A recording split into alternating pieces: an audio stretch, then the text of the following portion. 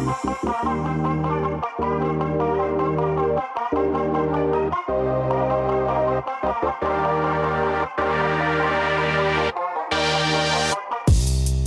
everyone, welcome into Late Night Baseball here in 2025. We made it.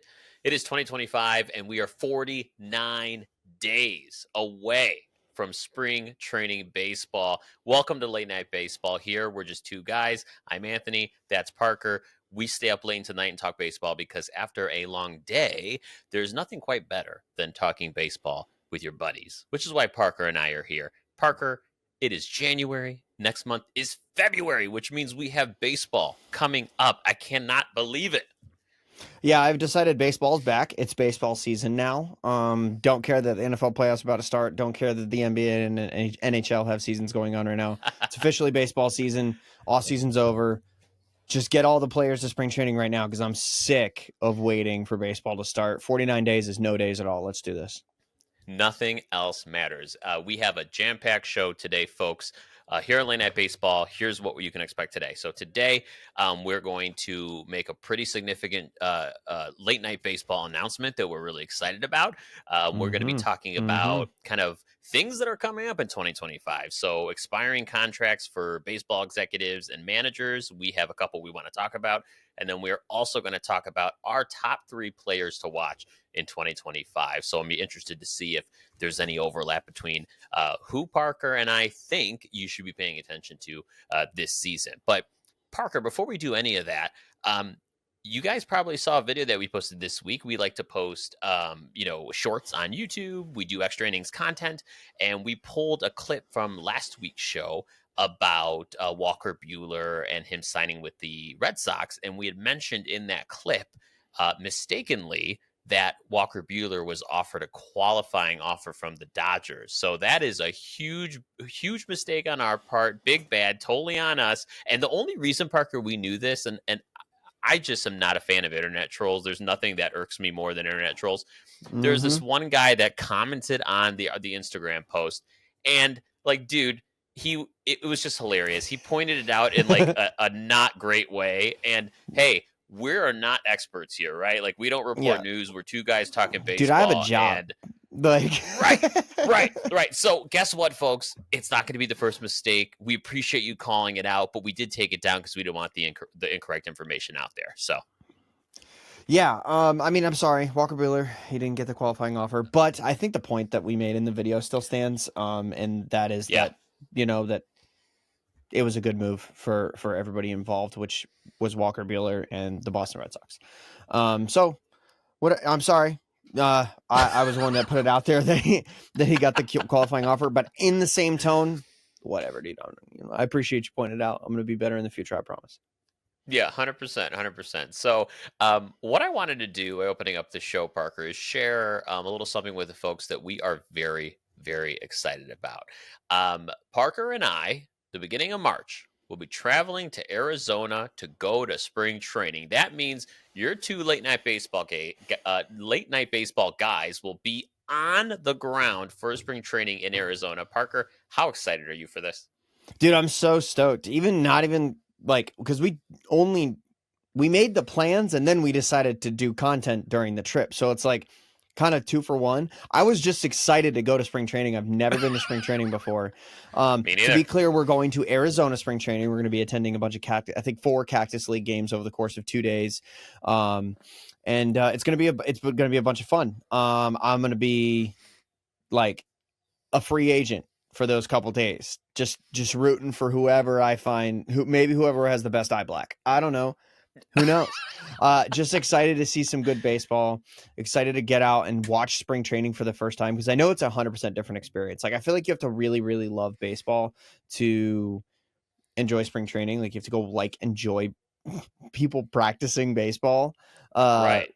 After months of not playing it, which I think there's something beautiful to that. And I think that a lot of the people that are going to be there are going to be our kind of people that just like watching baseball for baseball's sake. So I'm super excited for that. Super excited to actually, fun fact for everybody who watches the show, Anthony and I are going to meet in person for the first time at this spring training trip. So can't wait for that. It's going to be a good time. Yeah, that is going to be really cool. I'm very much looking forward to that, probably more than anything, if I'm being honest. But we are going to have a really good 2 days. We're going to be out there. We're flying in March 4th, going to be there all day March 5th and March 6th. So, like Parker said, we're doing 4 games. So, what the Oh, and a tentative. Suns game. We're gonna do four Oh, yeah. baseball games and a Suns game like Tuesday night. Because sports can't get enough Yeah. of it. Obviously, we got to fit it all in. But 4 games between March 5th and March 6th. So here's the tentative schedule, folks. So you know that where we're going to be. March 5th, we're going to start in the afternoon with a Brewers White Sox game at Camelback Ranch in Glendale. We're going to do a night game on the 5th, Mariners v Royals at Surprise Stadium. They're in Surprise. And then the next morning, we're going back to Camelback Ranch. I'm excited for this one. Rangers versus Dodgers. That'll be fun. A lot of good prospects to watch there and young talent there. And then we're going to end the day Royals versus Cubs at Sloan Park in Mesa, Arizona. So we're seeing 2 Royals games. 2 Royals, which means hopefully 2 opportunities to see the man, the myth, the legend, Bobby Witt Jr. Bobby Witt Jr. Yeah, favorites. I want to see Bobby. I was just going to say my favorite game out of that slate, the one that we're going to, actually might be the Mariners Royals game, because I'm hoping one of the big 4 starting pitchers starts for the Mariners. And then I'm hoping we get to see Bobby Witt, Salvi Perez, a bunch of those Royals guys. And if the Mariners actually listen to me, I'll maybe get to see Justin Turner. maybe. I'll tell you what I'm looking forward to. I'm going to go get some props. Hold on. No, boy. Here we go. I know. So we talked about doing this, right? We talked about getting autos, and you know what? I don't care if people make fun of adults that get autographs. I will be that adult. Dude, I can't. Care. I'm buying like a separate little notebook. I'm going to walk around and ask people for autographs.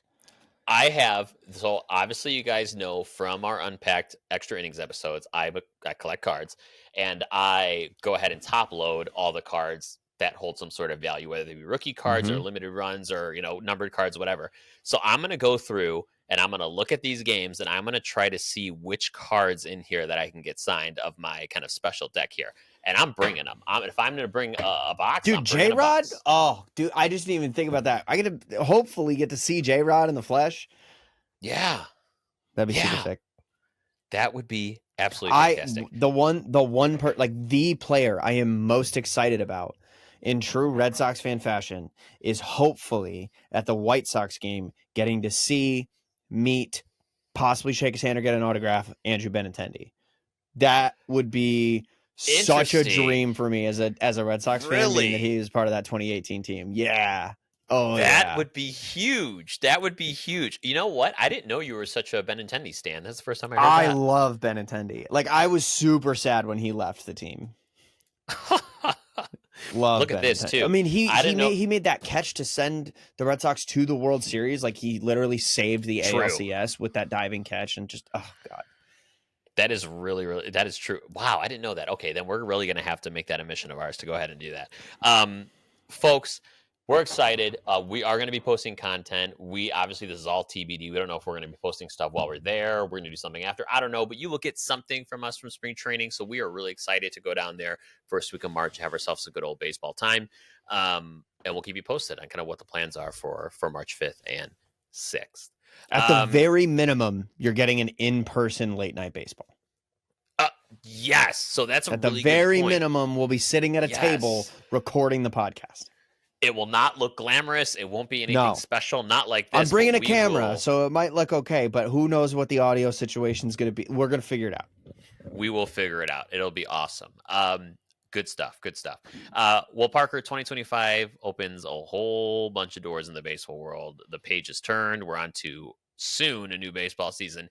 And there's a lot of stuff that, I've been thinking about. And one of the things I've been thinking about is all of the expiring contracts in 2025 happens every year. Executives, managers get to the end of their deal and they're in a lame duck status. But what's interesting, Parker, is like when it comes to contracts for executives, and not to the same extent, but managers sometimes too, like teams aren't always, transparent on what the contracts are. And, thankfully we have sites like Cots Contracts. If you haven't went to Cots Contracts, COT, Cots Contracts, Look that up because they have a wealth of information for baseball executive and manager contracts. But You know what's wild even is you that, just taught me that. Like I had no idea. really? Oh, that's great. Okay. Dude, do you know how many times I've tried to look up a manager contract on like Spotrac and they're not there? Because I'm a normie. Like I only know about Spotrac. So Oh man, I'm really you'll happy love you just this. gave that to me. Yeah, Google that right now as I finish this up because that's as accurate as I've ever seen it, and even Oh that shit. it. I know. I just opened a door for you. You're going to be looking at this for hours. I am. And you know what's really cool about that site too? A little fun fact is like for like even player contracts, sometimes you can find random shit like, oh, this guy in the contract has a suite or has a suite in the hotel Yeah. every road trip or something like that. They really find out some interesting things. This is cool. I'm adding this to my bookmark bar right now because I'm looking at like it's got like 40-year roster CBT totals for all the teams. You can break it down by Yeah. division, you can break it down by team. This is cool. This is super sick. Cool. So now that I gave Parker a new toy to play with, Oh my god.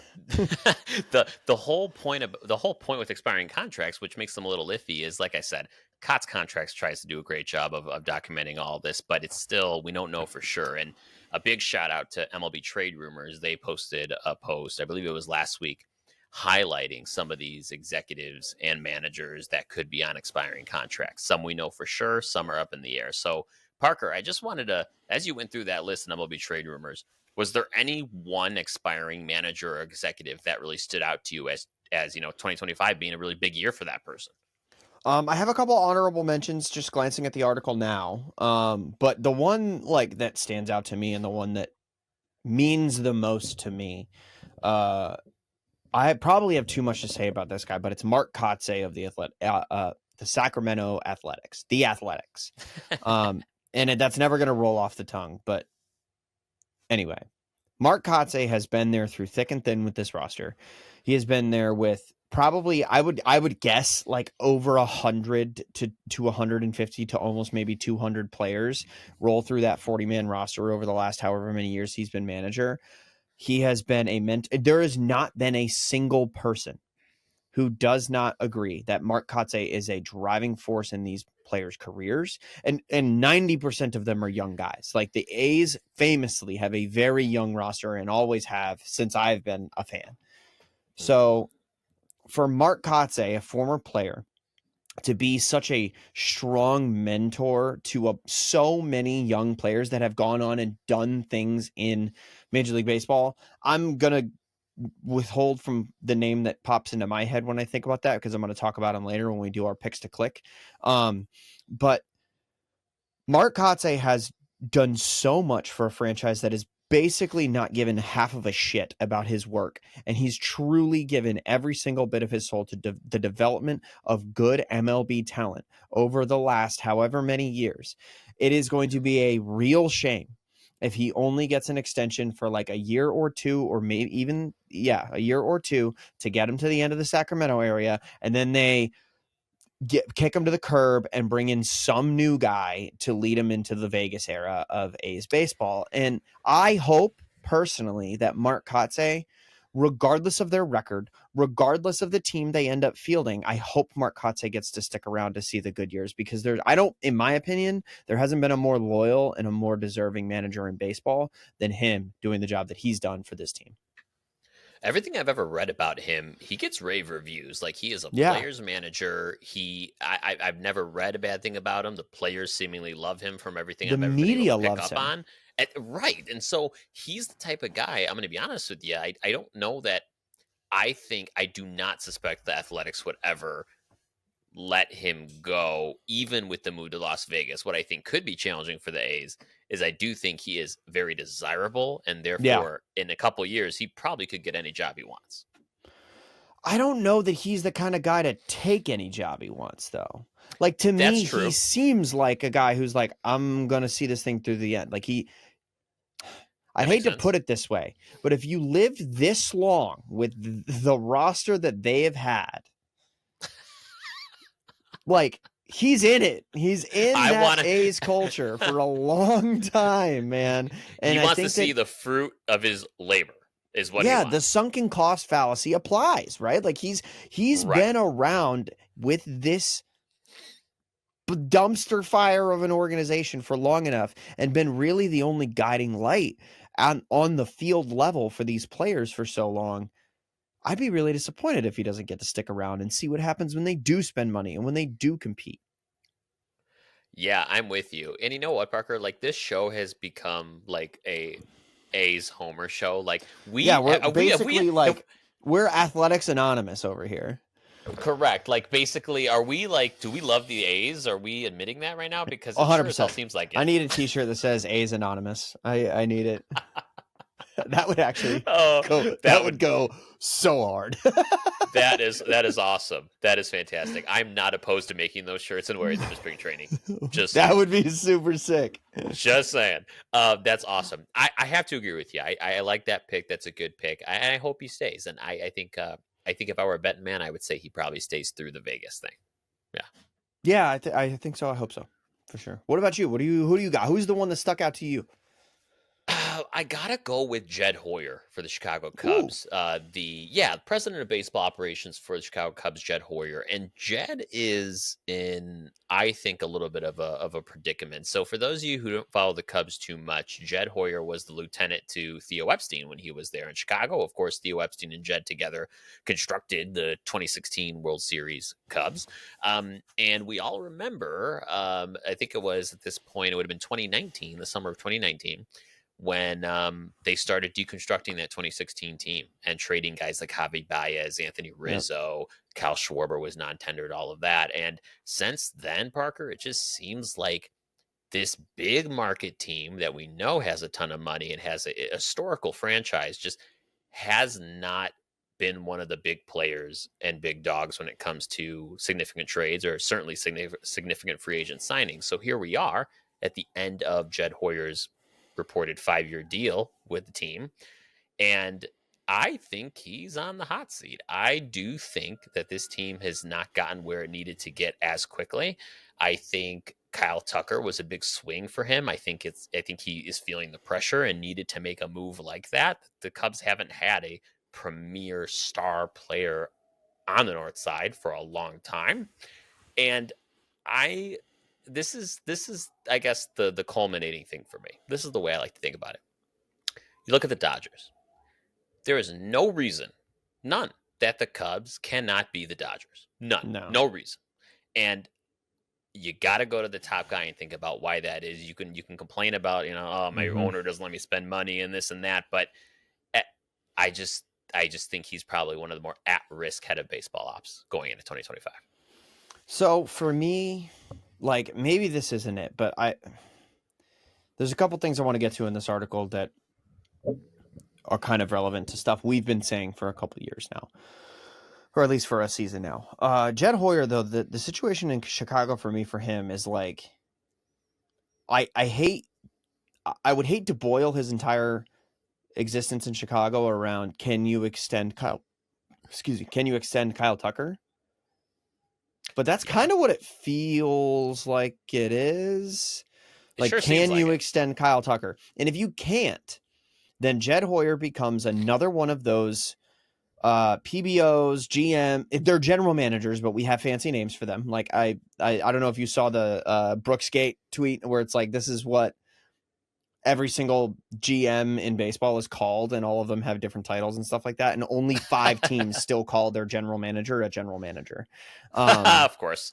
Yeah. So, okay. So what I was getting at, though, I feel like that he could be just another one of those general managers that gets brought in to dismantle a popular roster, take the heat from the fans, take the heat from the media, and then get kicked to the curb. Most recent example that I can think of is Chaim Bloom in Boston. He was brought in, he traded Mookie Betts, he made a few moves, built up a top 5 farm system in baseball that right now the Red Sox are able to bank on and build a competitive roster with, and gets kicked to the curb as a failure, even though he immediately gets brought into another organization like St. Louis. Now, granted, they're going through their own growing pains as well. Clearly, his impact on Boston was an overall positive. Right. But he gets kicked to the curb because he had to make the unpopular move, gets hired, a month later trades Mookie Betts. From then on, his entire tenure's cursed. So what happens to Jed Hoyer? He gets brought on in Chicago, dismantles the championship winning roster that would have never won a championship again. Like, let's be honest, all of those players were past their prime. They would have never won a championship with that core again. All of the other moves, so and so, quote unquote, haven't worked out so far. In reality, he's probably kneecapped by ownership and the fact that they will never spend a ton of money. Brings in the best managerial candidate from last offseason, brings in the best trade candidate from this offseason. And if he can extend him, he gets kicked to the curb. And his entire Chicago Cubs career gets marked as a failure. And Jed Hoyer probably, because baseball executives don't think the same way that baseball fans do, Jed Hoyer probably will get a pretty good job leaving Chicago because people realize the value in the types of things that he's done in Chicago. So I am with you. I hope he sticks around. I hope he gets his extension. I hope he extends Kyle Tucker. But unfortunately, this is the way the business of baseball works. And because media and fan perception is so, so important, there are these guys that are used as the heel. And then there are these guys like a Dave Dombrowski that are just always seen as the hero. Yeah, I mean, and don't get me wrong. I'm here in Chicago. I follow the Cubs closely as well. I love Jed Hoyer. There's a smart guy. Really like Jed Hoyer. Him and Theo are kind of, in my eyes, some of the top executives out there in baseball today. Hey, Having said you that, don't got to talk about Theo Epstein to me. I know, on board with Theo Epstein. I am preaching to the choir, right? I mean, he's like, he's back with Fenway Sports Group now. He is. Theo is, above all else, men above men. But what I will say there is with Jed Hoyer, though, is he is the Chaim Bloom comparison, I think, is perfect because he did that with the Cubs. He has built the Cubs into a top 5 farm system. He did the same thing. Now, here's where I struggle because kind of what you said, they will blame will be casted on Jed and company for what hasn't happened. But again, back to my point about the Cubs and what their situation is as far as wanting to spend and the ownership wanting to spend. I can tell you that there are fans here in Chicago, Cubs fans, who are absolutely frustrated with the fact that the Ricketts, with all of their investments into that ballpark and into that area, with all the money that they make, are not investing more in that team. And it's kind of like the Red Sox in that way too, right? There's no way they can't spend more money. And so I'm glad that they built this farm system up, that they have a great farm system and they can trade out of that. That's how they got to Kyle Tucker. That's great. But I feel like Jed's just really stuck between a rock and a hard place. And even if he extends Kyle Tucker, I don't know that that's enough to save him. Jed Hoyer also has the unfortunate scenario of, for a lot of his career, being a Theo Epstein disciple. He's kind of in the Theo Epstein, we don't have coaching trees in baseball, but he's in the Theo Epstein executive tree of development. He was with the Red Sox Hoyer was with the Red Sox from 2002 to 2009, and then got a job with the Padres, and they came back to Theo at the Cubs, and then took over for Theo when he left. This was kind of Hoyer's prove it, right? Like, this is his first time being the top dog. Like I said, I think he was given like an impossible mission. You just can't be unless you win the World Series in 2018, 19, 20. Like, how do you really expect a guy to dismantle that 2016 roster and then succeed afterwards? It's almost impossible. And like, unfortunately for him, that season also his tenure has included COVID. It has included a bunch of different things that you can't necessarily predict, like the decline of Javier Baez. Like, I don't know.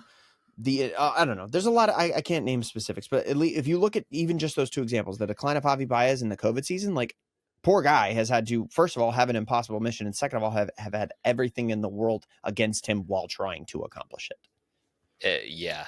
I think what it comes down to as well is there is a scenario in an alternate baseball universe where they could have built that farm system up as they have, and they could have went out and were aggressive for a Shohei, or aggressive for a Bryce Harper, or aggressive it's for still the Cubs, and they're just not. I know they're just not the draw that they should be. That's the problem. Like, you're a franchise that can do both things and truly be competitive every year. Why the hell don't you? Like, they have the like, quaint's the wrong word, but like appeal of a small market team with the, like, I don't know, the resources Right. of a large market team. They're the Chicago fucking Cubs, man. It's weird though. You know what's funny is it again, it reminds me a lot of the Red Sox. There's that, like, oh, it's like a small town, big city kind of feel where it's like, oh, it's Boston or it's Wrigley Field. And it's okay. They're these cool little like historical teams and then they have the resources to spend. And then recent years, they just haven't. And you know what sucks is I think that they have two of the top, maybe 5 managers in baseball, both teams. And it's just not working out. It's like so pathetic. Like that's why I love as shitty as the White Sox situation is, and that's nuanced. We can go into that later, but like at least I know where the Sox are at, right? Like it's one of those like, do you like me? Yes, no, or maybe. Like tell me yes or no. Don't check maybe. I feel like the Cubs are always checking maybe with their fans. Do you like us? Maybe. Like come on. Well, also that's the thing. That's the infuriating part about being a fan of either of those franchises, especially like the Cubs and the Red Sox specifically. It's like the talent. You have more talent than a bad team, and you have a really good manager. What's going to happen? Because we've seen middle grade level rosters win World Series before under the correct leadership and when you get hot at the right time. 2019 Nationals, 2013 Red Sox. But like, oh my God, it's not going to happen every year, and it's not something to build a roster and an organization around it. It just feels like that's what the Cubs are at right now. Now, granted, that is changing this offseason. Kyle Tucker's the real deal.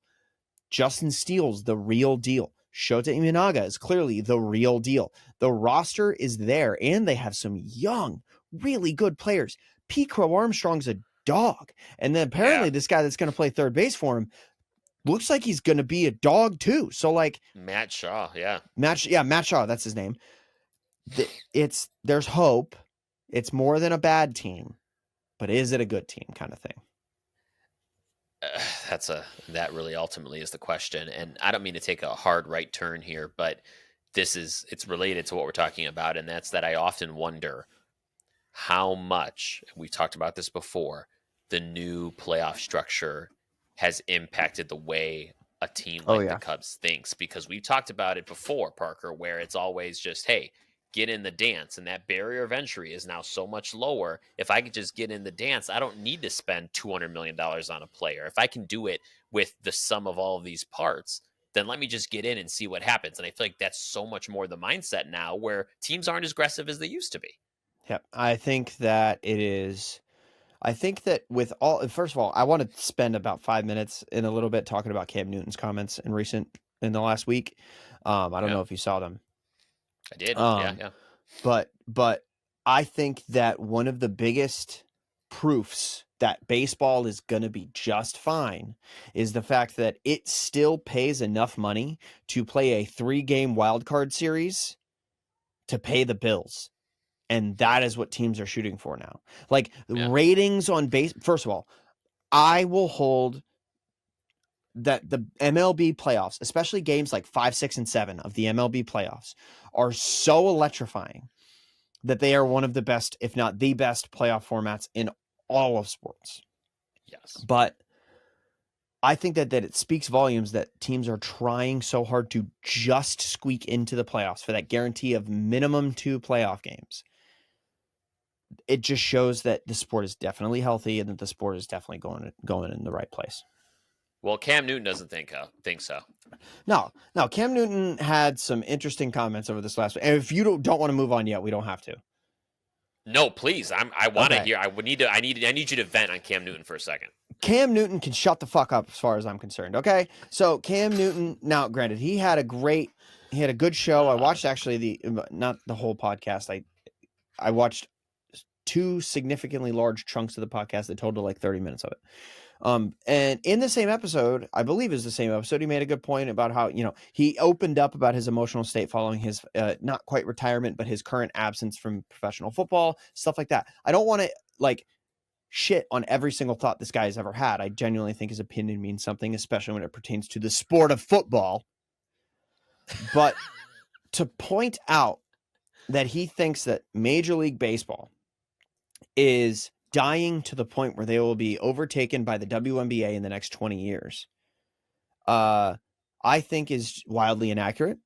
I think that the WNBA is doing a great job in the last year of growing. I think Caitlin Clark has brought a incredible angle to the sport where you like, now we have a LeBron James. Like now we have somebody that everybody wants to watch play almost a baseball, play in the WNBA, to play basketball. But to say that about baseball is pretty wild, considering I guarantee you Cam Newton, if he were to actually try, could name more baseball players than he could WNBA players. Correct. And like it is, I don't want to go into like the revenue numbers, because I know that those are the biggest talking points that people who hate on the WNBA will bring up. But I think that it's so important to point out that every single one of these fucking teams is profitable. And every single one of them is fighting, say for like 2 or 3, is fighting for a playoff chance, because like I said, it pays the bills. Yep. I think that Major League Baseball, actually, if you look at the numbers since COVID, they have almost doubled the numbers that they were at before in 2019, before the COVID season. 2024 was the single most profitable season in Major League Baseball history. Before that, it was 2023. Before that, it was 2022. Before that, it was 2021. They are consistently showing growth year over year over year, and exponentially so. I just think to say that Major League Baseball is dying. I understand it's a popular take. I understand that for a lot of sports fans in America, it is the popular take to have. But I don't think that the growth of other sports is an indication that baseball is dying. Baseball is growing, has been growing every single year since its inception.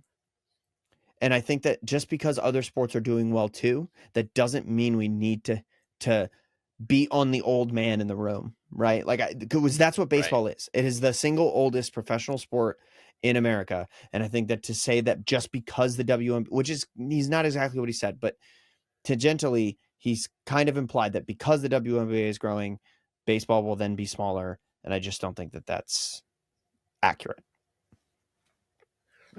I mean, I couldn't agree more. I mean, no notes. I had to get that out. I had to get that out. Clearly, you had a demon to exercise there. I hate, like, I remember I went to boarding school for 8th and 9th grade. And I remember being in boarding school at like 12, 13, or 14 years old. And I was the only baseball fan. I was in Kansas, and I was the only baseball fan in a dormitory of like 40 like middle and high schoolers. And almost all of them were hockey and football fans. And I remember at one point we had the pick between like a day trip.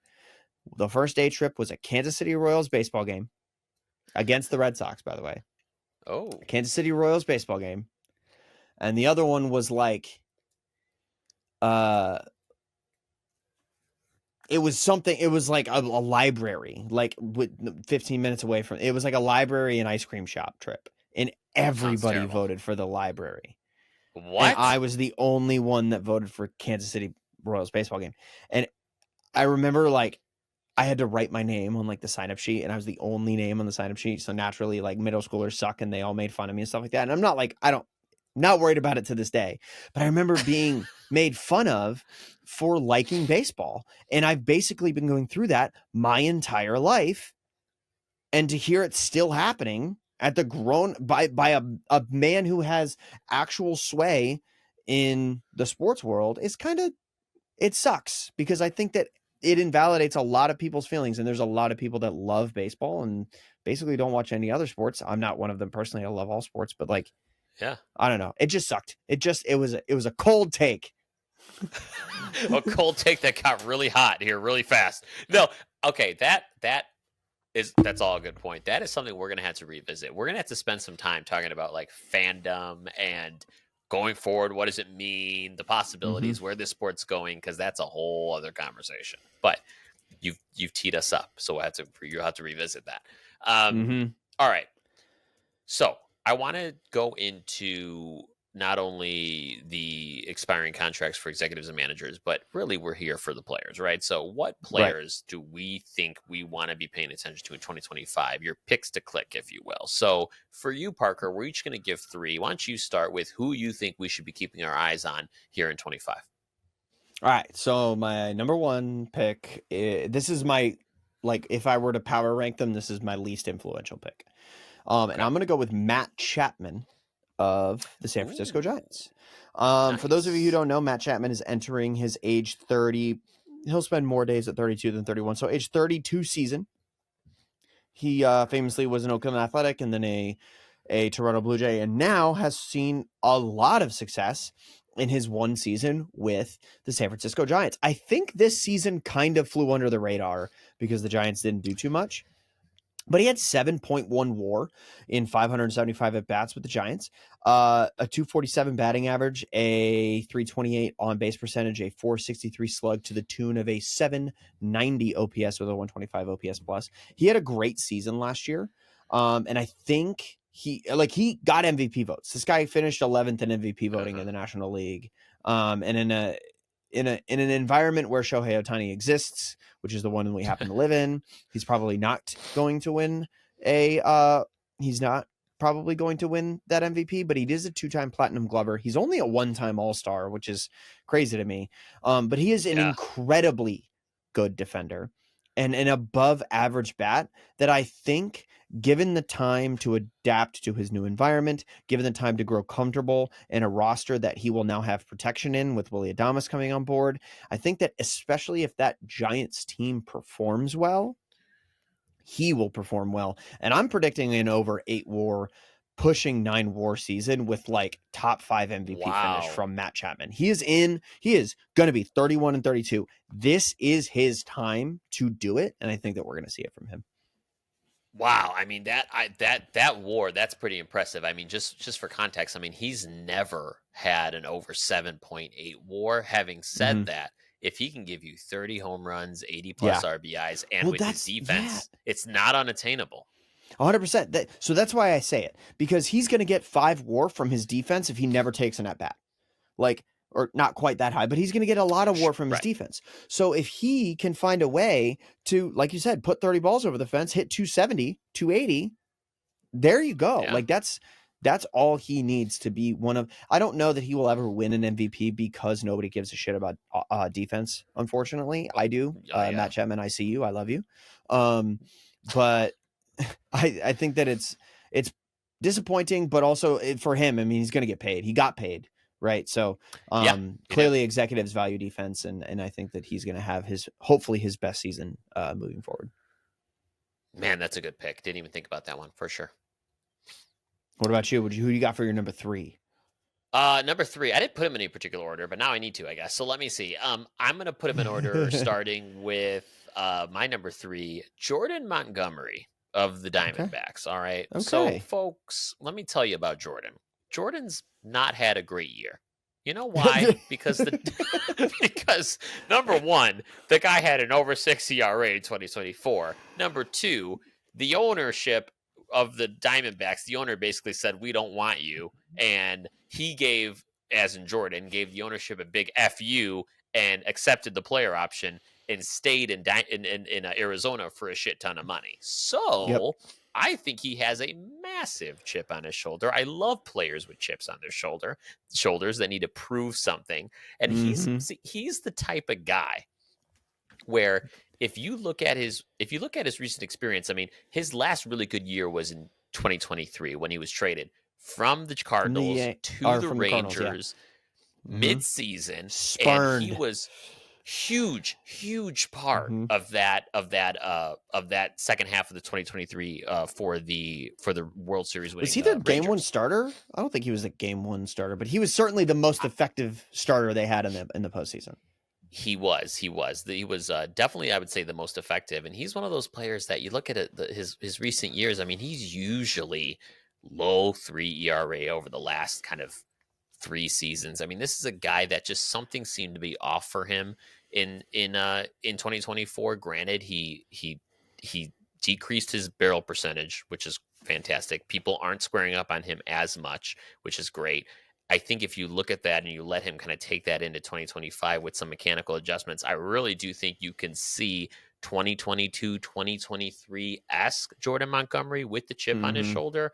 I think he's someone you look out for because I would love to see him just shove it and just absolutely prove the owner wrong there in Arizona. Yeah, no, I would agree. Nobody has more to prove this year. Like when you talk about numbers to production money to production last year, I was one of the people saying that I wanted him to sign in Boston. I was bought into that whole Jordan Montgomery's wife is doing her nursing hour, her residency hours in Boston That's Hospital, and Yeah. that was a whole big thing. I'm really glad they didn't sign him, but for his sake, I hope that he has a great season.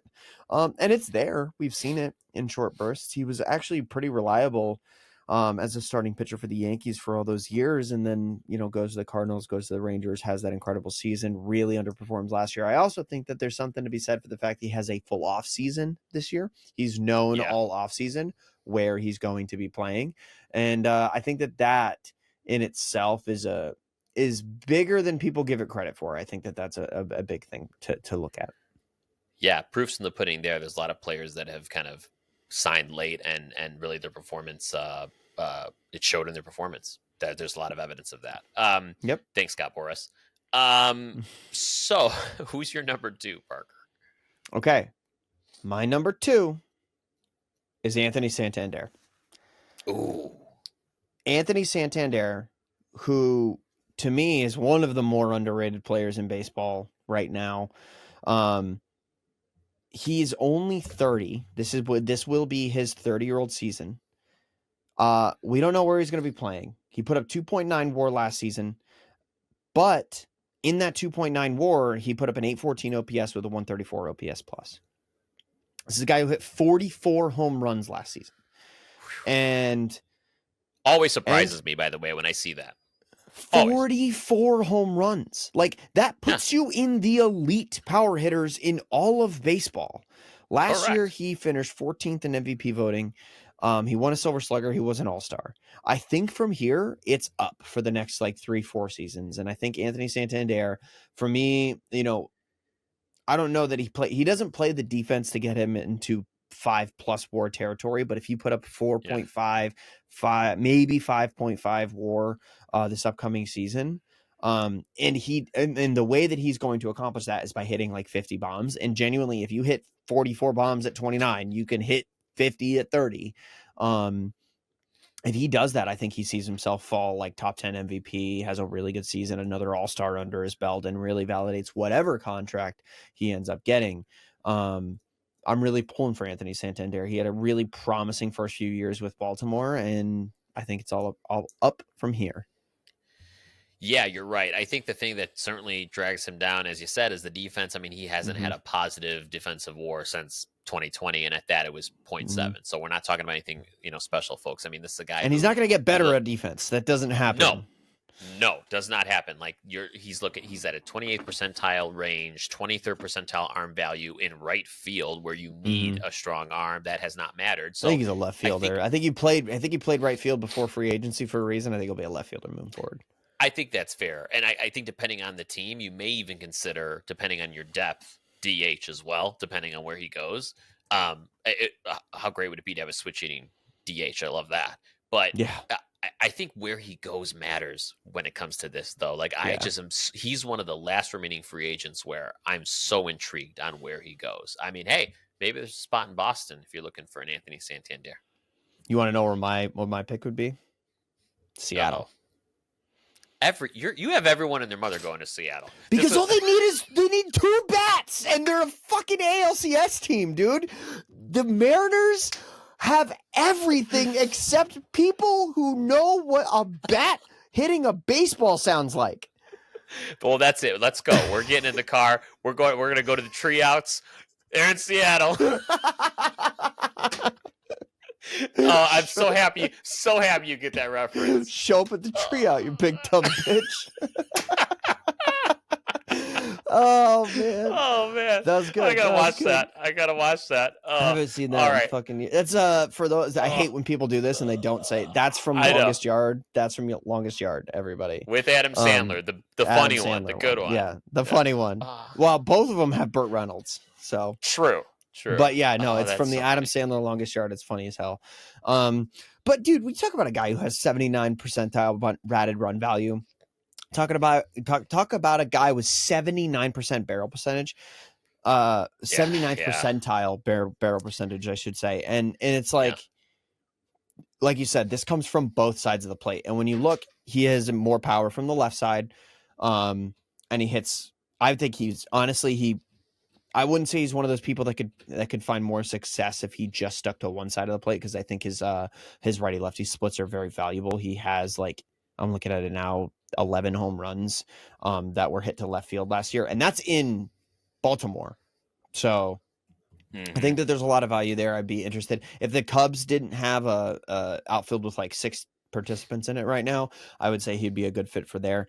But I hope that he goes somewhere where he can succeed. I hope he goes to a contender. I'd love to see him play in the playoffs on a consistent basis. I think that he brings a lot of value as a switch-hitted power bat, especially in the playoffs. So yeah, look out for Anthony Santander. I'm looking. I'm excited. Hopefully, we see him in Seattle. Hopefully, Right, he shows up to the tree out. That's what I'm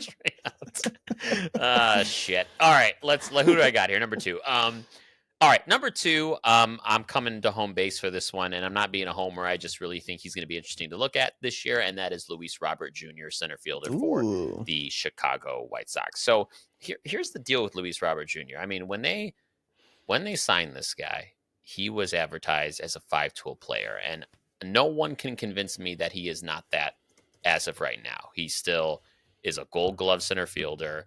His bat speed is off the charts. His power's there. His slugging in 2023, he was 91st percentile in X slug, 93rd in barrel percentage, sweet spot percentage, 86th percentile in 2023. This was all there for him, and he's got elite speed. I do think he's still a 5-tool player. Having said that, his problem, like most White Sox of recent, is that he can't stay on the field.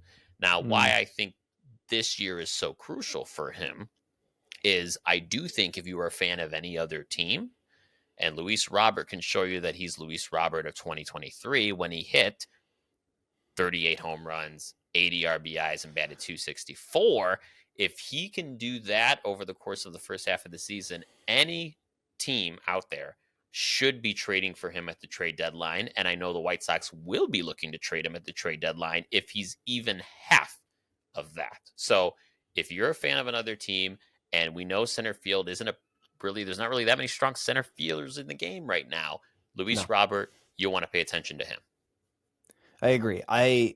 Unfortunately for him, like I don't think enough is spoken about, and this is me talking. I'm never shitting on basically any team. But I think for Luis Robert in particular, showing up every single day to the office and knowing that odds are you're going to lose that baseball game does a lot to him.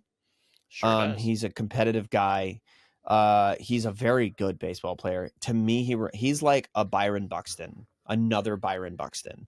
And we've seen Byron, even in the sense that they can't stay on the field. And if you could imagine, he's on the field more than Byron Buxton, which is crazy. Yeah, I know. Byron Buxton just doesn't play baseball. Luis Robert, to me, I think would do really, really, really well with a change of scenery. This is the kind of guy that gets like traded to the Dodgers midseason and then all of a sudden hits 20 home runs in the back half of the season. Yes. Totally could see that coming from him. Plays really good defense when he's out there. Last year, man, I hadn't pulled up his Savant page. Last year was bad. Last year was very bad. Now, granted, it was only 425 plate appearances compared to the 600 or 595 he had in 2023. But yeah, last year was a very bad offensive season.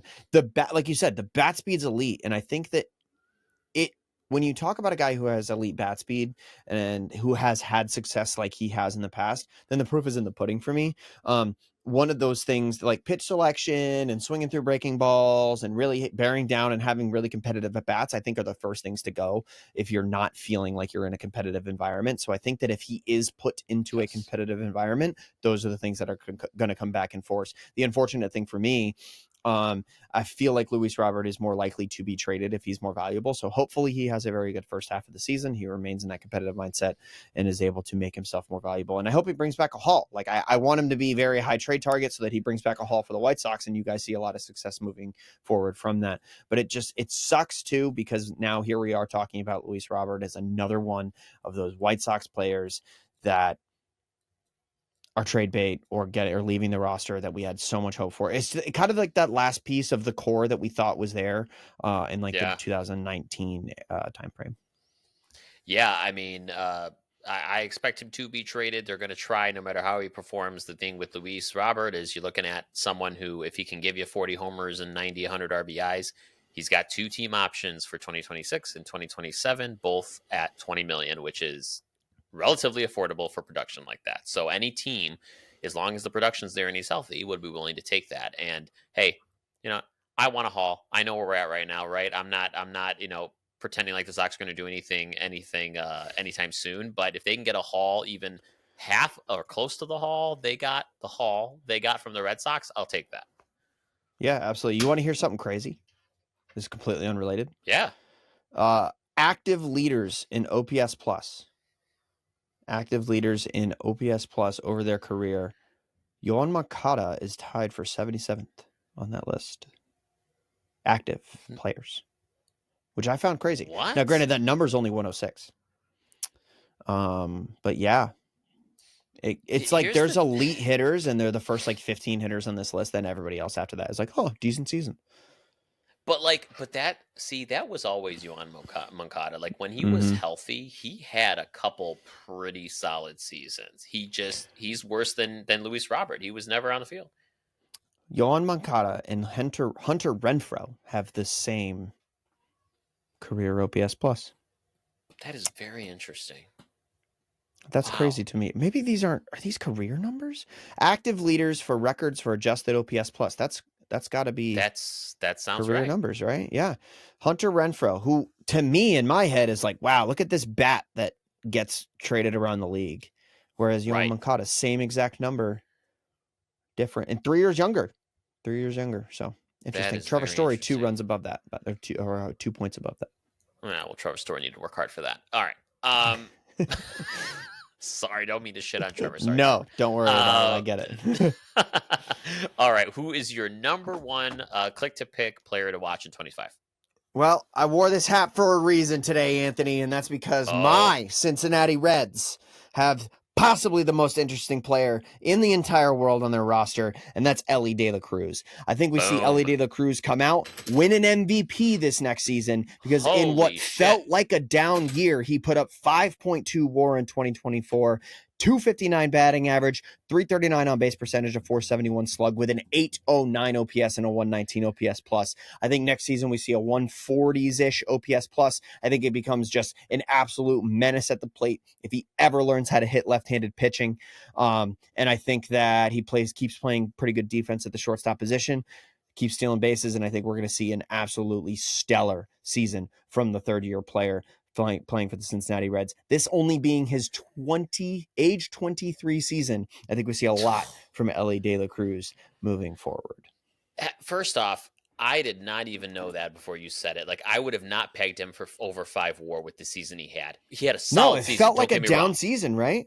It did. I mean, don't get me wrong. Great season, great numbers. I'd take that any day of the week. But, like, wow. If he gets 5 more homers, if he gets 10 more RBIs, he's pushing 90 RBIs, 30 home runs, still stealing bases like a beast. He can give you 7 more, which is crazy. Brother, he could easily, if he came out next year and hit 40-70, it's on track for the progression of his career. Because in his first season, he had 13 home runs with 35 stolen bases in only 90 games. And then last year, in 160 games, 25 home runs and 67 stolen bases. He could so easily discover what left-handed fastballs look like, hit a few of them over the fence, and we're looking at 40-70. and then we're talking about historically one of the best seasons of all time, and all of a sudden he's an MVP. Man, he very well could. And I'll tell you what, one stat in here is always my favorite stat to look at. Underrated. Games 160. The best ability is availability. And having him on the field every day, whew, love that. Absolutely. I love the Cincinnati Reds. Like, I have this soft spot in my heart. My brother lives not too far from Cincinnati. He's a Cincinnati sports fan. I've been there. I've been to Great American Ballpark. Spectacular ballpark to go watch a ball game. It feels rustic and like old timey, but has a lot of amenities of like newer stadiums. Go watch a game there if you haven't before. I had the opportunity to not see Manny Machado because he was sitting that day when he joined the San Diego Padres, but I watched the Reds and the Padres play each other on that field. It was a good time. That was Eric Hosmer was still in the Padres back then. It was a good time, but he was also sitting. I didn't get to see anybody fun. Wow. but it was a good time. It was a good ballpark to go see a game. Elliot de la Cruz gets to play there every other day, I guess, technically throughout the course of 162 games. I think he's going to have a really good season this upcoming year. Oh man, that is a really good one. My number one, Parker, is not as grandiose as yours, but I picked this person for a couple of reasons. Number one, I have a really soft spot in my heart for this person. I think he's fantastic. And I also think he is someone that can push this team's rotation over the top in 2025. Our first pitcher. Oh, no. You had Jordan Montgomery. Sorry, go ahead. I did, but this one is going to be important for you. I'm going to go Lucas Giolito here. Oh, okay. Now, that's good. I know. Now, here's why I say this. First off, I've watched Lucas Giolito closely over the last couple of years. It's been really solid 3 seasons between 2019 and 2021 with the White Sox, where he had around a 3.50 ERA each season. There's a no-hitter thrown in there. Those 3 years, he was a 2019 All-Star. He got Cy Young votes in all 3 of those years. Like, this is a guy I firmly believe over the last season and a half. He had that internal brace procedure in March. I think the last season and a half were because of those issues that they discovered that he had in his right arm. I do think coming back, apparently rehab's been going well. He's good. He's throwing off the mound. Things are looking great. Fantastic. If he can get even close to Lucas Giolito of 2019 to 2022, he could be an X factor for your rotation. And I think he would be a prime candidate for comeback player of the year. I agree. They have adjusted the goalposts, I think, a bit for comeback player of the year, but he remains eligible. They want it more tailored to somebody coming back from an injury or something like that. Lucas Giolito, I want to point this out because he did have that internal brace procedure, which is like baby's version of Tommy John. It's basically Tommy John. It does the same thing. It helps repair that ligament and the area around that ligament in your elbow. One thing I want to point out, Lucas Giolito had the most starts of his career in the 2023 season, in which he pitched for 3 teams: the White Sox, the Angels, and the Guardians. Yep. I think that when you talk about pitching for 3 teams and adjusting your schedule and adjusting your body to 3 different organizations and still manage to pitch the most starts in your career, I think that is how he hurt his elbow. I think that there's no way in hell you move across the country 3 times and twice, I guess, and maintain your throwing schedule, maintain your bullpen sessions and stuff like that, and still manage to keep your arm at its most limber. And then on top of that, putting up the most starts of your career with the highest inning total of his career at 184 and a third innings.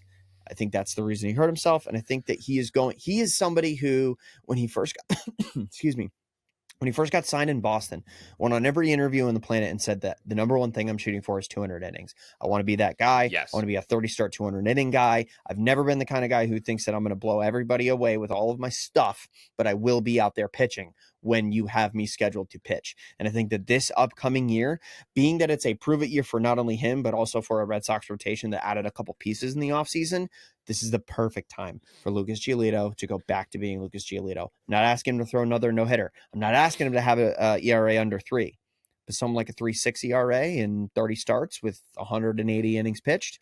I don't know that he hits 180 innings pitched now that I just think about that for longer than a split second, but still, to post the way that he typically posts will be really important, I think, for him moving this season. Well, and I think with the Red Sox rotation, we kind of hit on this last week. If you can get 120, 130 out of him, that's a plus. Uh-huh. 100%. I Because will. I, there are like 7 starting pitchers that could take innings in Boston. Like oh it's yeah. Oh yeah. if everybody 100%. stays healthy, this shouldn't be a problem rehabbing him and coming back, especially when you talk about Patrick Sandoval is going to come back down the road, and Yeah. Garrett Crochet is looking like a guy who's going to hit like the 180 to almost 200 inning mark, hopefully this next season, if he wants to really prove it moving into his free agency and extension type period of his career.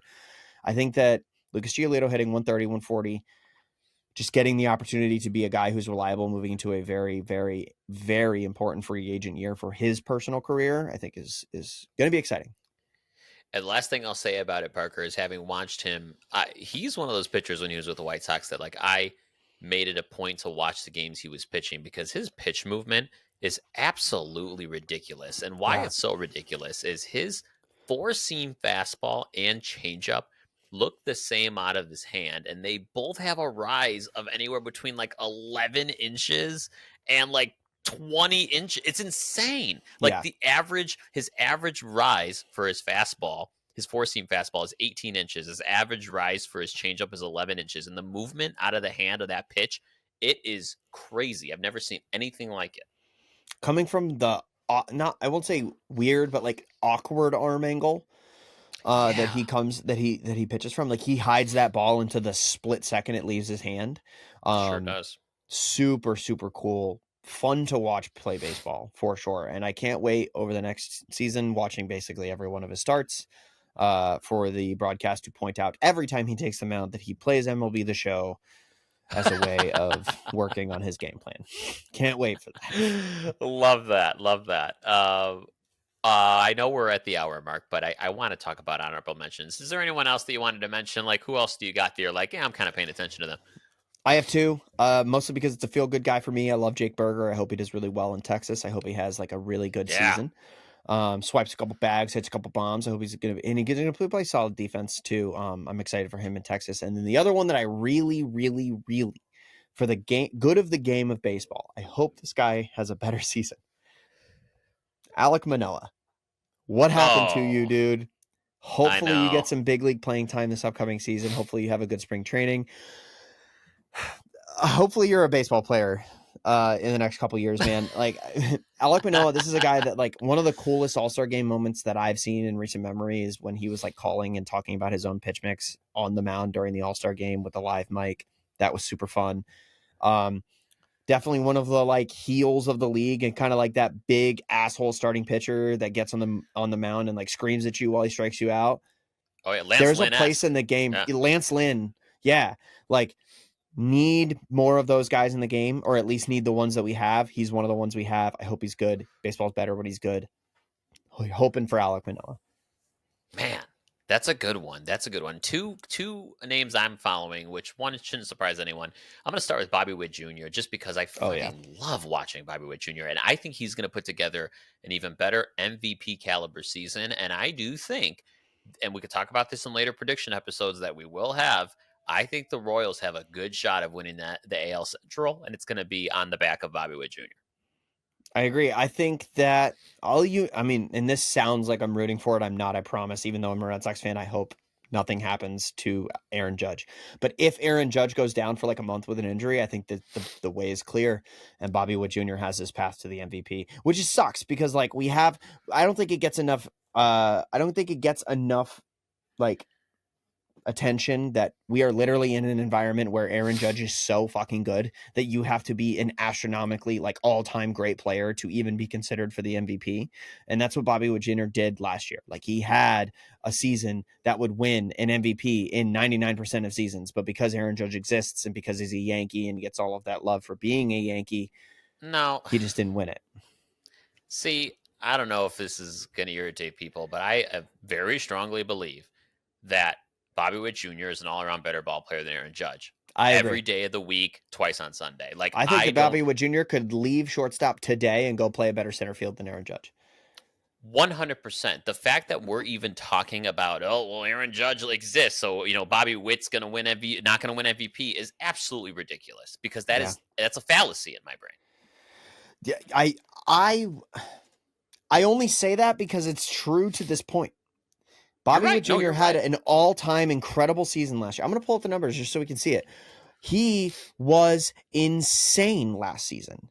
And I just pulled up his dad, not him. So 1 second. 9.4 WAR last season with a 171 OPS plus with lights out defense, incredible speed. He hit 30-30 for what? The third straight season, second straight season, 30-49 the year prior, and 30-30 last season. Yeah, 2 straight 30-30 seasons.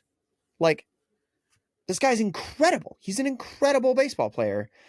But unfortunately, he hasn't gotten his moment in the sun because for 2 consecutive years, he has MVP votes and he hasn't won the MVP. Yeah, I mean, I love Aaron Judge as a player, as a dude. I think he's awesome. But the reality is, like, I can't trust Aaron Judge to consistently catch balls in the outfield, and he can't run the bases. The only reason he can get to second base because it takes him 3 steps to get there. So I don't. Come on, I don't know. I've been hammering the Aaron Judge is not a center fielder drum for the last couple of years now. Everybody, I think, would chalk it up as the fact that I'm a Red Sox fan. I'm just hating on Aaron Judge, but it's because I value defense so much. That's genuinely where it comes from. I value defense.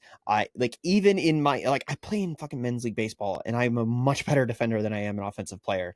And it's because it's hard, dude. Like, you have to go out and take fucking ground balls, and you have to go out and you have to try, and you have to be able to catch the baseball. And that's hand-eye coordination and what we value as a baseball player. Yep. And reading a ball off the bat is a marketable skill that I think should get more money in your wallet. And Bobby Witt Jr. can do it, and he does it better than Aaron Judge.